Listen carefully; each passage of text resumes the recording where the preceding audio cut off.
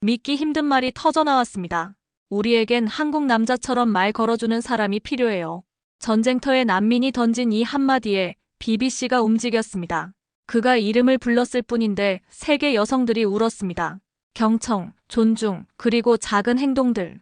한국 남자에 빠진 세계, 그 놀라운 이유, 지금부터 밝혀집니다. 본격적인 이야기 들어가기 전에 잠시만요. 국제 결혼에 대한 여러분의 생각을 댓글에 작성해주세요. 또한 이야기 들으시면서 기대가 되신다면 구독, 좋아요로 함께 해주세요. 저는 에바 스톤입니다. 20년간 BBC 다큐멘터리 프로듀서로 일하며 위기 지역의 이야기를 담아왔습니다. 처음엔 전쟁과 권력, 그 속에서 무너지는 시스템을 취재했던 저였죠. 그러나 점점 깨달았어요. 모든 위기의 중심에는 사람이 있다는 것을, 특히 여성과 가족들이. 폴란드 국경의 우크라이나 난민 캠프, 눈보라가 몰아치던 그날 한 30대 여성을 인터뷰하고 있었습니다. 마리아는 9살 딸아이와 함께 국경을 넘었죠. 남편은 전선에 남아 있었고요. 그녀의 말 중 한 구절이 제 귀를 의심하게 했습니다.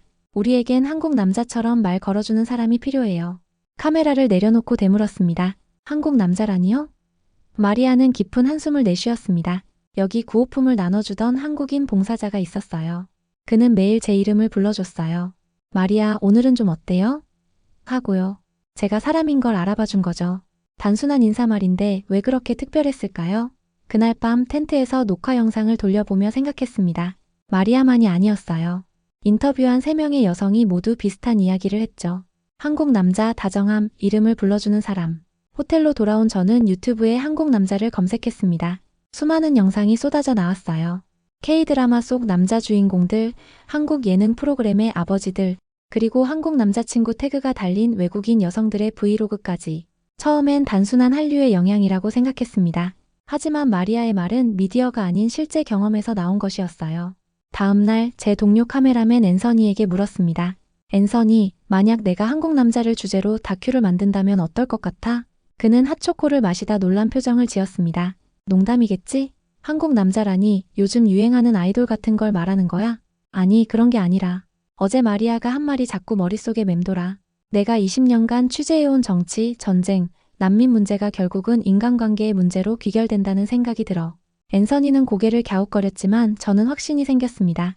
이것은 단순한 문화 소비가 아닌 실제 정서적 현상이었습니다. 나중에 알게 되었지만 폴란드 국경에서 만난 또 다른 여성 소피아의 말도 결정적이었죠.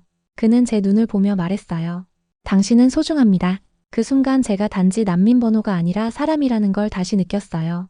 런던으로 돌아온 저는 곧바로 BBC 다큐멘터리 부서의 책임자 마이크를 찾아갔습니다. 처음엔 그도 의아해했지만 제가 준비한 자료들과 인터뷰 영상을 보더니 흥미로워하기 시작했어요. 흥미롭군, 에바. 그런데 어떻게 접근할 건가? 단순히 한류 현상을 다루는 건 아니겠지? 아니요. 이건 여성의 감정적 회복과 존중에 관한 이야기예요. 전쟁보다 더 강한 희망이 된 사례죠. 그들이 말한 다정함과 정의라는 한국적 특성이 왜 그렇게 강력한 영향을 미쳤는지 알고 싶어요. 마이클은 잠시 생각하더니 고개를 끄덕였습니다. 좋아, 진행해보지. 하지만 단순한 로맨스가 아닌 인간 존엄성의 관점에서 접근하라고. 그렇게 저의 여정이 시작됐습니다. 처음 사진작가로 출발해 20년간 전쟁 지역을 누비며 정치와 시스템을 다루던 저는 이제 가장 기본적인 질문으로 돌아왔습니다. 어떻게 사람은 서로를 대하는가? 그리고 왜 일부 문화권의 남성들은 다른 이들과 다르게 인식되는가? 프로젝트명은 왜 그들은 한국 남자를 택했을까? 로 정했습니다. 6개의 에피소드, 5개의 나라, 그리고 수십 명의 인터뷰. 저의 여정은 단순한 호기심에서 시작되었지만 곧 인간의 본질에 대한 탐구로 이어졌습니다. 그리고 그 시작은 바로 벨라루스였어요. 벨라루스의 수도 민스크에 도착한 첫날, 차가운 겨울 바람이 제 얼굴을 때렸습니다.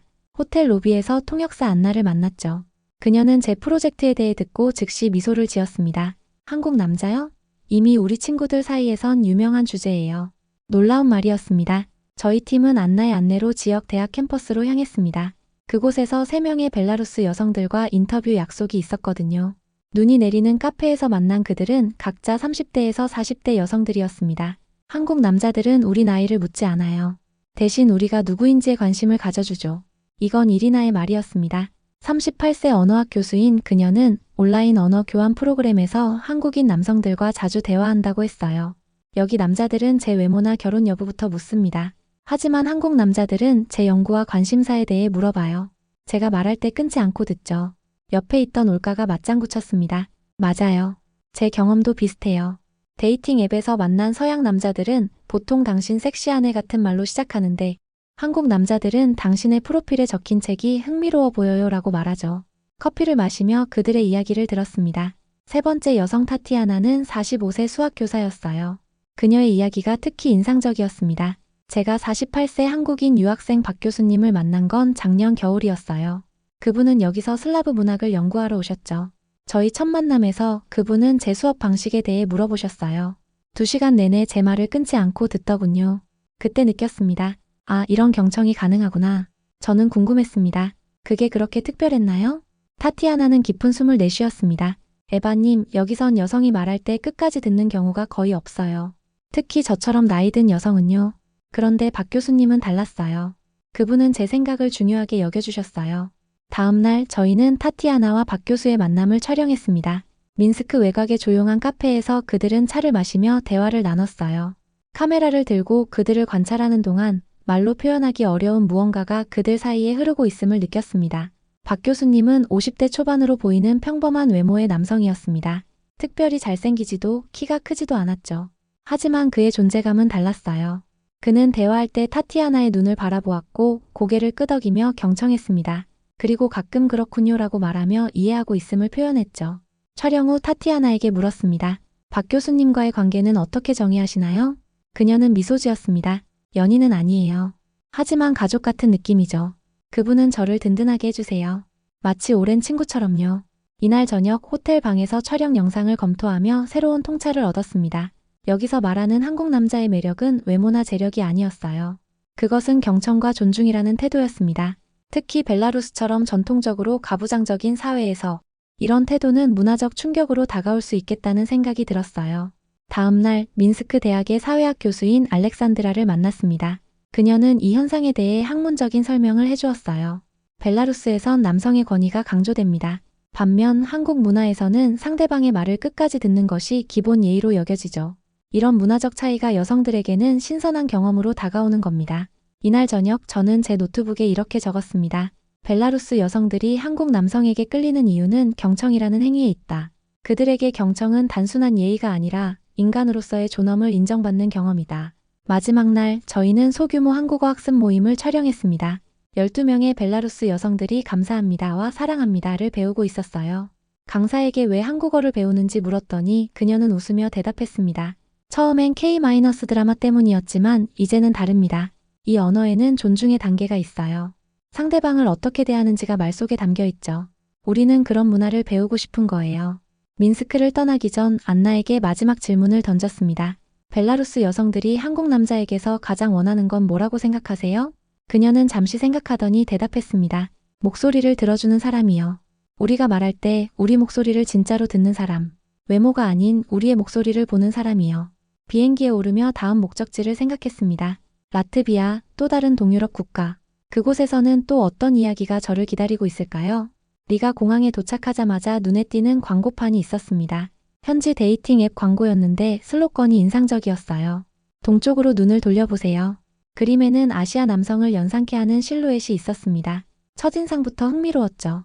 라트비아는 유럽연합 국가들 중에서도 심각한 성비 불균형을 겪고 있는 나라입니다. 제가 만난 현지 인구 통계학자 마르티나에 따르면 20-40세 사이 인구에서 여성이 남성보다 15% 많다고 했어요. 이 불균형은 많은 독신 여성들을 만들어냈고 그들 중 일부는 해외에서 파트너를 찾기 시작했다고 합니다. 저희가 분석한 데이팅 앱 데이터에 따르면 한국인이란 키워드 검색이 지난 2년간 300% 증가했어요. 마르티나의 말에 놀랐습니다. 그녀는 계속해서 설명했어요. 처음엔 K- 드라마와 K- 팝의 영향이라고 생각했지만 실제 설문조사 결과는 달랐습니다. 여성들이 찾는 건 외모가 아니라 특정한 관계 패턴이었어요. 저는 직접 그 여성들을 만나보기로 했습니다. 리가 시내의 이름하여 서울 카페라는 곳에서요. 이 카페는 한국 문화를 좋아하는 사람들의 모임 장소로 유명했죠. 그곳에서 김치남이란 별명을 가진 라트비아 여성 이바를 만났습니다. 왜 김치남이라는 별명을 갖게 되셨나요? 제가 물었습니다. 이바는 웃으며 대답했어요. 제 전 남자친구가 서울에서 온 유학생이었거든요. 그가 저에게 매일 김치 도시락을 싸줬어요. 제 인생에서 누군가가 저를 위해 음식을 준비해 준 건 그때가 처음이었죠. 저는 그녀의 말이 과장인지 물었습니다. 그녀는 진지한 표정을 지었어요. 과장이 아니에요. 저희 문화에선 여성이 가족을 위해 요리하는 게 당연하게 여겨져요. 하지만 다케시는 달랐죠. 그는 자기 어머니가 그랬던 것처럼 사랑하는 사람에게 음식을 만들어주는 게 당연하다고 말했어요. 이바의 이야기는 단순한 도시락을 넘어서는 의미를 담고 있었습니다. 그것은 사랑의 표현 방식, 일상에서의 실천에 관한 것이었죠. 그녀는 계속해서 말했습니다. 다케시는 말보다 행동으로 보여줬어요.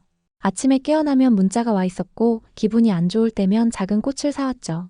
그건 영화에서나 볼 수 있는 장면이었어요. 카페에 모인 다른 여성들도 비슷한 경험을 나눴습니다. 30대 교사 소니아는 데이팅 앱에서 만난 한국인 사업가와의 경험을 이야기했어요. 서양 남자들과 데이트할 때는 항상 서두르는 느낌이었어요. 첫 만남에서 육체적인 관계를 기대하죠. 하지만 한국 남자와는 달랐어요. 대화가 있고 기다림이 있었습니다. 이날 저녁 라트비아 국영방송의 인기 진행자 카트리나를 만났습니다. 그녀는 한국 남자 신드롬에 관한 특집 프로그램을 진행한 적이 있다고 했어요. 저희 프로그램에 수많은 사연이 왔어요. 공통점이 있었죠. 그들은 사랑을 행동으로 보여줍니다.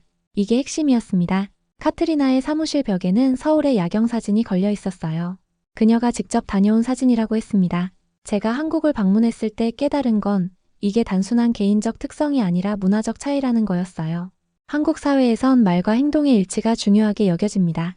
정의라는 개념도 그렇고요. 저는 그 단어에 귀가 솔깃해졌습니다. 정의요? 그게 무엇인가요? 카트리나는 최대한 설명하려 했습니다. 제가 이해하기론 오랜 시간 함께하며 쌓이는 감정이요. 단순한 사랑이 아닌 책임과 배려가 함께하는 감정이죠. 한국 남자들이 보여주는 다정함은 이런 정의 표현이라고 해요. 다음 날 저는 실제 한마이너스 라트비아 커플을 만났습니다. 라트비아 여성 마르타와 한국인 남성 진수 씨였죠. 그들의 가정을 방문했을 때 진수 씨가 저녁을 준비하고 있었어요. 그는 부엌에서 분주히 움직이며 라트비아 전통 음식을 요리하고 있었습니다. 진수 씨, 왜 요리를 하세요? 제가 물었습니다. 그는 놀란 표정으로 저를 바라봤어요. 왜라니요? 제가 오늘 일찍 퇴근했으니까요. 마르타는 아직 일하고 있고요. 당연한 거 아닌가요? 그의 대답은 단순했지만 그 단순함 속에 깊은 의미가 있었습니다. 마르타가 퇴근 후 집에 도착했을 때 진수 씨는 따뜻한 음식을 테이블에 차려놓고 그녀를 맞이했어요. 특별한 날도 아니었습니다. 평범한 화요일이었죠. 저녁 식사 후 마르타에게 물었습니다. 진수 씨의 어떤 점이 가장 마음에 드나요? 그녀는 잠시 생각하더니 대답했어요. 그는 말하지 않아도 저를 생각해요. 작은 행동들로 보여주죠. 제가 피곤해 보이면 차를 타주고 제 일이 잘 풀리면 꽃을 사와요. 이런 작은 행동들이 모여서 큰 사랑이 되는 거죠. 리가에서의 마지막 날 저는 한 가지 패턴을 발견했습니다. 라트비아 여성들이 한국 남성에게 끌리는 이유는 다정한 실천이었어요. 말이 아닌 행동으로 표현되는 사랑. 그것은 서구권 연애 문화와 분명히 차별화되는 지점이었습니다. 비행기에 오르며 노트북에 적었습니다. 라트비아에서 발견한 한국 남자의 매력은 일상적인 다정함의 실천에 있다. 그것은 특별한 날의 이벤트가 아닌 매일의 작은 행동들이다. 다음 목적지는 일본이었습니다. 아시아 문화권에서도 한국 남성에 대한 인식이 어떻게 다른지 알아보고 싶었어요. 특히 역사적으로 복잡한 관계를 가진 일본에서 말이죠. 도쿄 하네다 공항에 도착했을 때 이전 나라들과는 다른 분위기를 느꼈습니다. 일본은 한국과 지리적으로 가깝지만 역사적으로는 복잡한 관계를 가진 나라죠. 과연 여기서도 한국 남자 선호 현상이 있을까 궁금했습니다. 도쿄 시부야의 한 카페에서 저는 일본 데이팅 앱 회사의 마케팅 책임자 유키 시마자키를 만났습니다. 그녀의 데이터에 따르면 최근 2년간 한일 커플이 25% 증가했다고 해요. 특히 30-40대 일본 여성들 사이에서 한국 남성에 대한 관심이 높아졌어요. 물론 한류의 영향도 있지만 실제 데이트 경험에서 오는 입소문도 큰 영향을 미쳤습니다. 유키는 자사앱의 설문조사 결과를 보여주었습니다. 일본 여성들이 한국 남성을 선호하는 이유로 가장 많이 꼽힌 것은 감정 표현이 자연스럽다와 이름을 불러준다였어요. 이름을 불러준다는 게 어떤 의미인가요? 제가 물었습니다. 유키는 일본 문화에 대해 설명해 주었어요. 일본에서는 서로를 성으로 부르는 경우가 많아요. 직장에서도 심지어 연인 사이에서도요. 반면 한국 문화에서는 친밀한 관계에서 이름을 자주 부르죠. 이런 작은 차이가 일본 여성들에게는 큰 감동으로 다가오는 겁니다. 다음 날 저는 시라이시 미카라는 32세 일본 여성을 만났습니다. 그녀는 서울에서 1년간 어학연수를 하며 한국인 남자친구를 사귀었다고 해요. 제가 처음으로 미카야라고 불린 건 26살 때였어요. 한국인 남자친구가 그렇게 불러줬죠. 그 전까지는 항상 시라이시 상이었어요. 성으로만 불렸던 거죠. 미카의 눈에 눈물이 고였습니다. 그것은 단순한 호칭의 문제가 아니었어요. 그녀에게는 존재를 인정받는 경험이었던 겁니다. 이름을 불러준다는 건 어떤 의미인가요? 제가 다시 물었습니다. 그녀는 깊은 생각에 잠겼다가 대답했어요. 이름은 그 사람의 본질이잖아요. 누군가가 내 이름을 부른다는 건 나라는 사람 자체를 인정한다는 의미죠. 일본에선 직함이나 성으로 사람을 부르는 경우가 많아요. 그건 마치 역할로만 나를 보는 것 같은 느낌이에요. 미카의 이야기는 계속되었습니다. 한국인 남자친구와 헤어진 후에도 그녀는 그 경험을 통해 자신의 가치를 새롭게 발견했다고 해요. 그는 많은 말을 하지 않았어요. 그래도 진심은 항상 느껴졌죠. 말은 적지만 진심은 많은 남자였어요. 도쿄에서의 취재는 계속되었습니다. 저는 시부야의 한국어 학원을 방문했어요. 그곳에는 주로 20-40대 일본 여성들이 한국어를 배우고 있었습니다. 학원장 하야시 유미코는 흥미로운 관찰을 들려주었어요. 우리 학생들 중 80%가 여성이에요. 처음엔 K-드라마나 K-팝 때문에 시작하지만 오래 배울수록 언어 그 자체의 매력을 느낍니다. 한국어에는 상대방을 존중하는 표현이 다양하게 있거든요. 저는 수업이 끝난 후 몇몇 수강생들과 이야기했습니다. 41세 회사원 사토 아유미의 말이 인상적이었어요. K-드라마에서 남자 주인공들이 여자의 이름을 부르는 장면이 있잖아요. 처음엔 그냥 드라마일 뿐이라고 생각했어요. 그런데 한국 남자친구를 사귀어 보니 정말 그런 표현이 자연스러웠어요. 드라마와 현실이 일치했다는 말씀인가요? 제가 물었습니다. 아유미는 웃으며 고개를 끄덕였어요. 완전히 똑같진 않죠. 하지만 감정을 표현하는 방식, 상대를 대하는 태도는 비슷했어요. 일본 남자들은 감정 표현에 익숙하지 않거든요.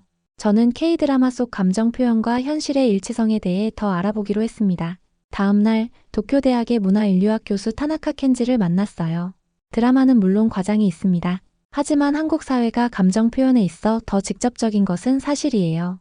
특히 애정 표현에서요. 일본 남성들은 사랑한다는 말을 거의 하지 않지만 한국 남성들은 상대적으로 그런 표현에 익숙합니다. 타나카 교수는 역사적 맥락에서도 이를 설명해 주었어요. 한국과 일본은 유교 문화권이지만 그 영향이 다르게 나타납니다. 일본에서는 감정 절제가 더 강조되었고 한국에서는 가족 간의 정이 중시되었죠. 도쿄에서의 마지막 날, 저는 한국인 유학생들이 자주 모이는 카페를 방문했습니다. 그곳에서 한 30대 한국인 남성 이준수 씨를 인터뷰할 수 있었어요. 저도 처음에는 이해가 안 됐어요. 제가 특별한 것도 아닌데 왜 일본 여성들이 호감을 보이는지요. 생각해보니 문화적 차이더라고요. 제가 자연스럽게 하는 행동들이 여기선 특별하게 받아들여지는 것 같아요. 이준수 씨에게 구체적인 예를 물었습니다. 데이트할 때 상대방 이름을 자주 부른다든지, 작은 선물을 챙긴다든지, 식사할 때 음식을 먼저 골라준다든지. 한국에선 당연한 일인데 여기선 그렇지 않나 봐요.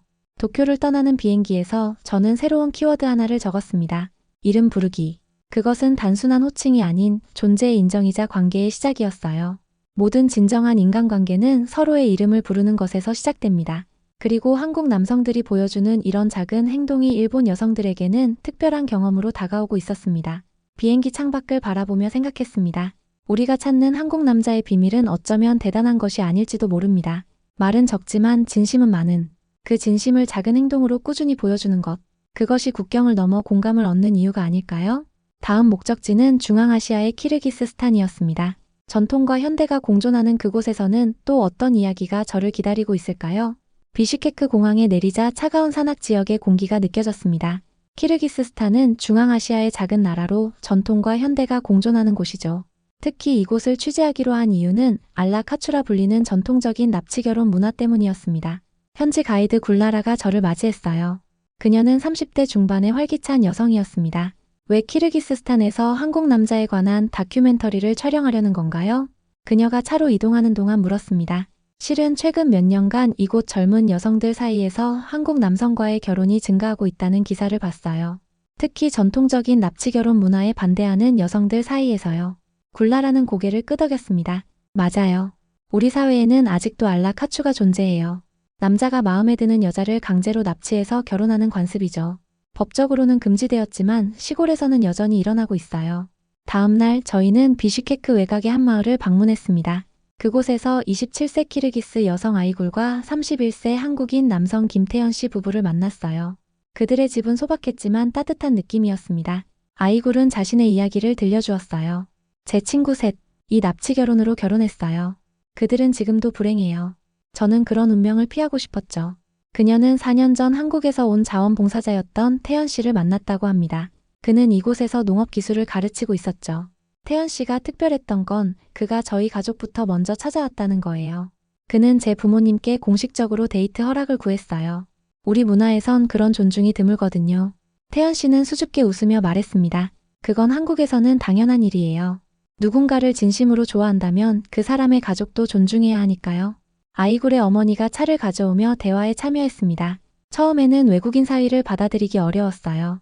하지만 태연이 저희 문화를 존중하고 배우려는 모습을 보고 마음이 열렸죠. 다음 날 비슈케크의 한 대학에서 열린 국제 결혼 포럼을 취재했습니다. 놀랍게도 참석자 중 많은 여성들이 한국인 남성과 결혼하거나 교제 중이었어요. 그중 17살 여성의 어머니 자밀라의 말이 특히 인상적이었습니다. 제 딸이 대학에 가게 되면 한국 남자를 만났으면 좋겠다고 말했어요. 이유를 물으니 다들 알잖아요 라고 대답하더군요. 정확히 무엇을 다들 안다는 뜻인가요? 제가 물었습니다. 자밀라는 생각에 잠겼다가 대답했어요. 여기 남자들은 강압적이에요. 여자의 의견을 존중하지 않죠. 하지만 한국 남자들은 달라요. 그들은 여자를 동등하게 대합니다. 적어도 우리가 본 한국 남자들은 그랬어요. 저는 이 말이 어디서 왔는지 궁금했습니다. 이곳엔 한국 드라마나 영화가 그렇게 널리 퍼져 있지 않았거든요. 자밀라는 설명해 주었습니다. 몇 년 전부터 한국에서 온 농업 전문가들이 우리 지역에서 활동했어요. 그들은 현지 여성들을 동등하게 대했고 그 모습이 우리에게 깊은 인상을 남겼죠. 다음으로 저희는 지역 결혼정보회사를 방문했습니다. 사장 아이다나는 흥미로운 통계를 보여주었어요. 지난 5년간 키르기스 여성과 한국 남성의 국제 결혼이 120% 증가했어요. 이건 우연이 아닙니다. 제가 관찰한 바로는 한국 남성들이 보여주는 존중과 절차가 우리 여성들에게 매력적으로 다가오는 거예요. 아이다나는 계속해서 설명했습니다. 전통적으로 이곳 여성들은 결혼 후 남편 가족의 통제를 받게 돼요. 그런데 한국 남성들과의 결혼에서는 여성의 의견이 존중받는 경우가 많아요. 물론 모든 케이스가 그렇진 않지만 성공적인 사례들이 입소문을 타고 있어요. 마지막 날 비슈케크의 한 카페에서 25세 키르기스 여성 딜라라를 만났습니다. 그녀는 한국인 남자친구와 2년째 연애 중이라고 했어요. 우리에겐 다정한 리더가 필요했어요. 한국 남자는 그래요. 그들은 관계를 이끌어가면서도 상대방을 존중해요. 지시하는 게 아니라 함께 결정하죠. 딜라라의 말은 제게 깊은 인상을 남겼습니다. 다정한 리더십. 그것은 키르기스스탄 여성들이 한국 남성에게서 찾는 특별한 가치였어요. 강압적이지 않으면서도 방향을 제시하는 그런 균형 잡힌 태도. 비행기에 오르며 노트북에 적었습니다. 키르기스스탄에서 한국 남성의 매력은 존중과 절차에 있다. 납치가 아닌 초대, 강요가 아닌 설득. 그것은 전통적인 가부장제와 다른 형태의 남성성을 보여준다. 이제 마지막 목적지인 한국으로 향합니다. 지금까지 여러 나라의 여성들이 말한 한국 남자의 모습. 과연 그들 자신은 자신을 어떻게 바라볼까요? 그리고 제가 이 여정을 통해 찾은 답은 무엇일까요? 인천공항에 도착했을 때 묘한 감정이 저를 에워쌌습니다. 여러 나라를 돌며 한국 남자에 대한 이야기를 듣고 난 후 이제 그 발원지에 온 것이죠. 공항에서 저를 맞이한 것은 현지 코디네이터 박지민이었습니다. 에바님, 정말 독특한 주제의 다큐멘터리네요. 한국 남자들도 자신들이 해외에서 이렇게 화제인지 잘 모를 거예요. 서울로 이동하는 차 안에서 저는 지금까지의 여정을 지민에게 간략히 설명했습니다. 우크라이나 난민 캠프에서의 우연한 발견, 벨라루스에서의 경청하는 남자, 라트비아에 행동하는 사랑, 일본의 이름을 불러주는 사람, 그리고 키르기스스탄의 다정한 리더십. 제가 이해한 바로는 이런 특성들이 한국 문화에 깊이 뿌리내리고 있다는 거예요. 맞나요? 제가 물었습니다. 지민은 잠시 생각하더니 대답했어요. 완전히 맞다고 하긴 어렵습니다. 한국에도 다양한 남성들이 있으니까요. 하지만 문화적으로 기대되는 남성상은 있어요. 책임감 있고 가족을 돌보며 상대방을 배려하는 모습이죠. 다음 날 저는 서울 시내의 한 대학에서 20-30대 한국 남성들과의 그룹 인터뷰를 진행했습니다. 여러 직업과 배경을 가진 7명의 남성들이었죠. 저는 지금까지 들었던 이야기들을 공유하며 그들의 반응을 지켜봤습니다. 놀랍게도 대부분은 당혹스러워했어요. 32세 회사원 김민준 씨의 반응이 대표적이었습니다. 저희가 특별한가요? 전혀 그렇게 생각해 본 적 없습니다. 그냥 부모님께 배운 대로 사람을 대하는 거예요. 29세 대학원생 이수혁 씨는 덧붙였습니다. 오히려 저희는 한국 사회가 너무 가부장적이라고 비판받는 걸 알고 있어요. 그래서 더 놀랍네요. 저는 그들에게 정의라는 개념에 대해 물었습니다. 35세 교사 박준영 씨가 설명해 주었어요. 정은 말로 설명하기 어려운 감정이에요. 오랜 시간 함께하며 쌓이는 애정과 책임감이죠. 가족에 대한 정, 친구에 대한 정, 연인에 대한 정. 모두 다르지만 기본은 같아요. 상대방을 진심으로 아끼는 마음이죠. 다음으로 저는 국제 결혼을 한 한국 남성들을 만났습니다. 그들의 이야기는 또 달랐어요. 45세 사업가 정태우 씨는 라트비아 출신 아내와 10년째 결혼 생활을 하고 있었습니다. 처음에 아내는 제가 특별하다고 말했어요. 매일 문자를 보내고 기념일을 챙기고 작은 선물을 준비하는 게요. 저는 그게 당연한 줄 알았는데 아내의 문화에선 그렇지 않았나 봐요. 저는 또한 여러 한국 문화 전문가들을 만났습니다. 서울대학교 문화인류학과 김하나 교수는 흥미로운 분석을 들려주었어요. 한국 사회는 빠르게 변화해왔지만 인간관계에 대한 기본 가치는 여전히 강하게 남아있어요. 정의 문화, 이름을 부르는 습관, 감정 표현의 방식 등이요. 이런 특성들이 다른 문화권 여성들에게 신선하게 다가올 수 있습니다. 마지막 날 저는 한강변을 걸으며 이 모든 이야기를 정리해보았습니다. 한 벤치에 앉아 카메라를 향해 말했어요. 6개월간의 여정을 마치며 처음의 질문으로 돌아갑니다. 왜 그들은 한국 남자를 택했을까? 이 질문에는 하나의 정답이 없어요. 그것은 로맨스였고 현실이었고 사람에 대한 기대였습니다. 여러 나라의 여성들이 한국 남성에게서 발견한 것은 대단한 특별함이 아니었어요. 그것은 사소하지만 지속적인 행동들이었습니다. 이름을 불러주는 것, 경청하는 것, 작은 선물로 마음을 표현하는 것, 가족을 존중하는 것. 이런 행동들이 문화적 경계를 넘어 공감을 얻고 있었습니다. 카메라를 끄고 저는 마지막으로 노트북에 이렇게 적었습니다. 한국 남성의 특별함은 지켜온 정서에 있다. 정과 책임이라는 한국적 가치가 세계적 경쟁력이 된 것이다. 가장 개인적인 것이 가장 보편적인 것이 되는 순간. 비행기에 오르며 저는 이 여정이 단순한 다큐멘터리를 넘어 저 자신에 대한 발견이기도 했음을 깨달았습니다. 20년간 전쟁과 정치를 취재해온 저에게 이 프로젝트는 인간관계의 본질로 돌아가는 여정이었어요. 그리고 그 중심에는 항상 이름을 불러주는 것이 있었습니다. 우리 모두는 누군가에게 불려지기를, 인정받기를, 존중받기를 원합니다. 그 보편적인 욕망이 문화를 넘어 공감을 얻는 것이죠. 한국 남자들이 보여준 것은 어쩌면 그 단순하지만 강력한 진실이었는지도 모릅니다. 이제 런던으로 돌아가 이 이야기를 완성할 시간입니다. 그리고 언젠가 전쟁이 끝난 우크라이나에서 마리아를 다시 만나 그녀에게 이 여정의 결과를 들려주고 싶어요. 당신 덕분에 시작된 여정이었어요, 마리아. 그리고 그것은 단순한 호기심을 넘어 인간에 대한 깊은 이해로 이어졌습니다. 에바 스톤, BBC 월드 다큐 특별기획 왜 그들은 한국 남자를 택했을까? 에서